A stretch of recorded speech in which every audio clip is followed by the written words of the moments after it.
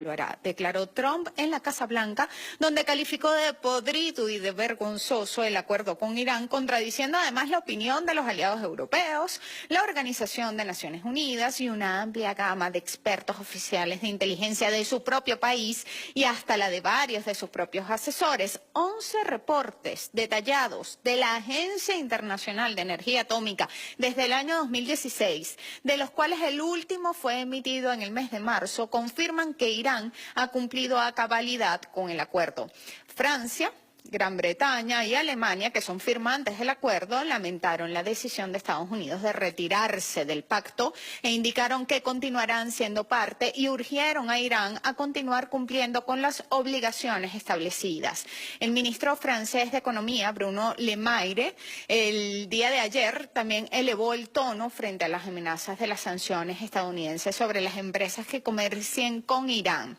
¿Queremos ser los vasallos de Estados Unidos que obedecen al menor movimiento de su dedo?, preguntó el ministro, que reunirá a sus homólogos de Alemania y del Reino Unido para preparar la respuesta. Y por otro lado, en Alemania, la canciller Angela Merkel embistió el día jueves con inusitada dureza contra el presidente estadounidense. Europa ya no puede confiar en Estados Unidos y debe tomar su destino en sus propias manos, dijo en la entrega del premio Carlomagno a Macron. Y este, por su parte, declaró: no podemos dejar que otros, en referencia a Washington, decidan por nosotros. Algunas potencias han decidido incumplir su palabra. Estamos ante grandes amenazas y Europa tiene el deber de mantener la paz y la estabilidad en la región.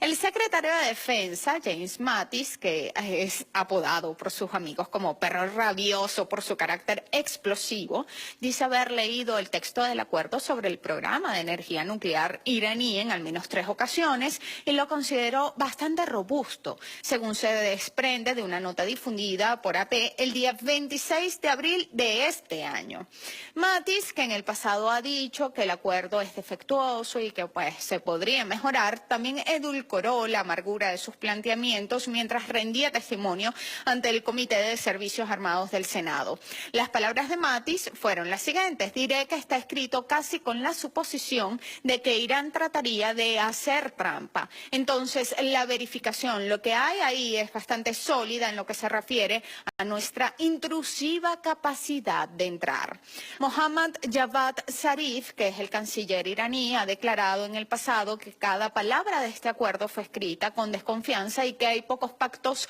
internacionales tan largos, de modo que insospechadamente hemos hallado un punto de acuerdo entre la administración Trump y el gobierno de Irán. Además de Mattis,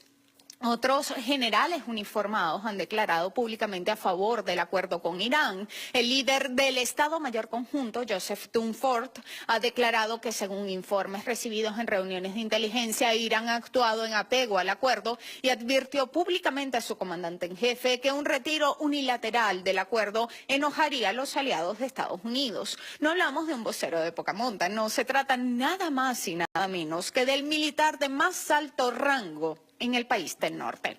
En una audiencia que se celebró en la sede del Comité de Servicios Armados del Senado, en la misma fecha además que Trump despidió a Rex Tillerson por discordancias en el tema de Irán, el jefe del Comando Central de los Estados Unidos, el general Joseph Botell, creo que es nuestro interés permanecer en este trato porque aborda una de las principales amenazas que enfrentamos. John Keating, el general que encabeza el Comando Estratégico de los Estados Unidos, en ese mismo escenario dijo que Irán cumple con el Plan de Acción Integral Conjunto y argumentó: tenemos un acuerdo que nuestro país ha firmado y creo que si los Estados Unidos firman un acuerdo, es nuestro trabajo cumplir los términos de ese acuerdo. Un grupo conformado por más veteranos de seguridad nacional de los Estados Unidos, dentro además del cual se contaban por lo menos a 4 embajadores de Estados Unidos en Israel, a ex asesores de la CIA, de la NSA, ex comandantes de las Fuerzas de Operaciones Especiales y del Comando Central de ese país, difundieron un comunicado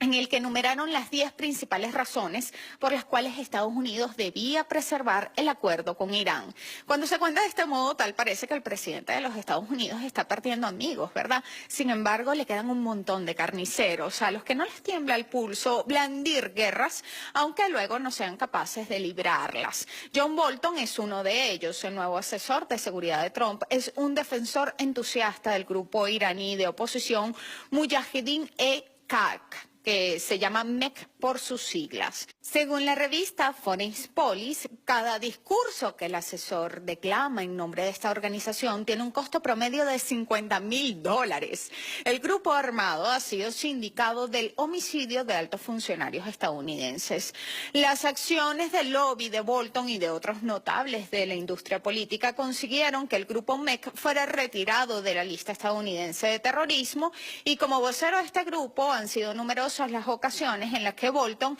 ha abogado por derrocar al gobierno iraní para que sus aliados alcancen el poder. En el escenario internacional, Trump ha sabido hacer feliz a Benjamin Netanyahu, quien calificó el rompimiento del acuerdo como una decisión valiente y correcta, a pesar de que apenas hace un par de años el jefe del Mossad, Efraim Halevi, declaraba que el acuerdo era una respuesta creíble a la amenaza militar iraní, al menos una década si no más. En el mes de abril del año 2018, el primer ministro de Israel realizó la antesala a Washington y presentó frente a los medios el supuesto proyecto Ahmad, que demostraría el desarrollo de un programa de armamento nuclear de Irán, y sin mucho esfuerzo se ha empezado a deslastrar de polvo la verdadera estrategia que se oculta tras la agresión imperial. Los informes parecen indicar que la empresa Palantir Technologies ha jugado un papel estelar a la hora de proporcionar la supuesta inteligencia sobre el programa nuclear, que es pacífico, de Irán.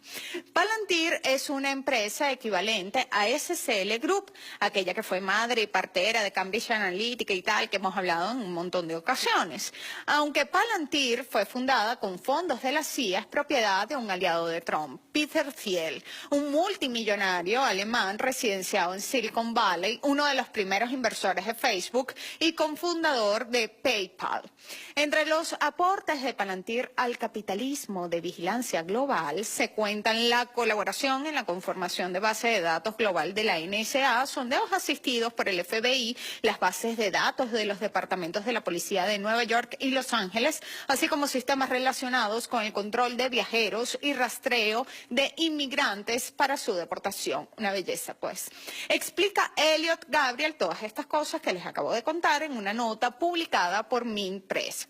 El mismo medio alerta de la posibilidad de que la información supuestamente denunciada por Netanyahu haya sido plantada con el propósito de comprometer el cumplimiento de Irán haciendo uso de la plataforma. Entonces, los expertos advierten sobre el peligro de que Palantir pueda generar falsos positivos y enlaces exagerados que representan el espectro de actividades nucleares iraníes ilícitas cuando tales no existen en realidad. Publica Bloomberg que el motor de Big Data de Thiel, Palantir Technologies, está en el corazón del sistema de la Agencia Internacional de Energía Atómica para verificar el cumplimiento de Irán con el histórico acuerdo del año 2015, según funcionarios familiarizados con el programa. Ernest Moniz, que ayudó a negociar este acuerdo como secretario de Energía de los Estados Unidos, describe las capacidades de vigilancia de ese país en Irán de la siguiente manera: tenemos un régimen de verificación intrusiva completamente único e inigualable que no existía antes del acuerdo, y entonces se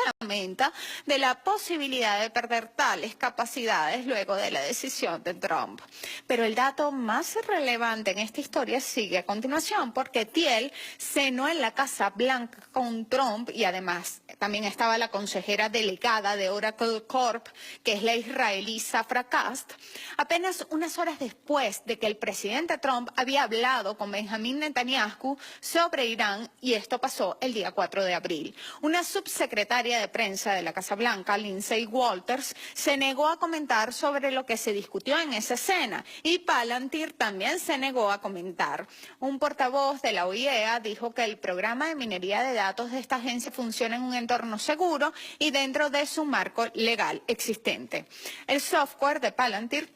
Según se desprende también de la nota citada, no solo ayuda a la agencia, a la OIEA, sino que adicionalmente justifica investigaciones no programadas y sobre Irán se han realizado unas 60. En todo caso, si las evidencias que manejara Estados Unidos contra Irán fueran irrefutables, no tendría que desplazar sus críticas de lo nuclear al desarrollo de armamento de defensa no contemplado en ese acuerdo, ni tampoco tendría por qué propiciar encuentros tan privados, ¿no?, con los dueños de la investigación de la OIEA, especialmente en un momento en el que Palantir está siendo cuestionada luego que se descubriera el uso indebido por parte de sus trabajadores sobre los datos de Facebook. Otra firma que también ha sido acusada de colaborar con la ya extinta Cambridge Analytica ha surgido en medio de esta polémica decisión de Trump de retirar a Estados Unidos del acuerdo con Irán, y nos referimos a la corporación BlackCube, que es la misma empresa que contrató Harvey Weinstein para espiar e intimidar a las mujeres que le acusaron